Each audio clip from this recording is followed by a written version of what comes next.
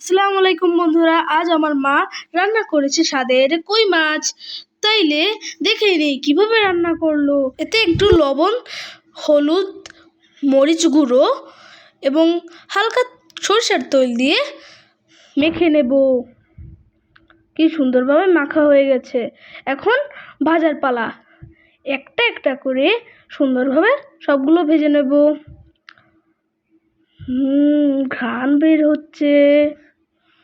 তাহলে আমরা এভাবে সবগুলো মাছ ভেজে নেব।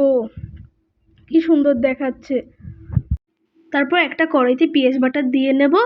তারপর এটারে নাড়াচাড়া করে বাদামি কালারের করে নেব।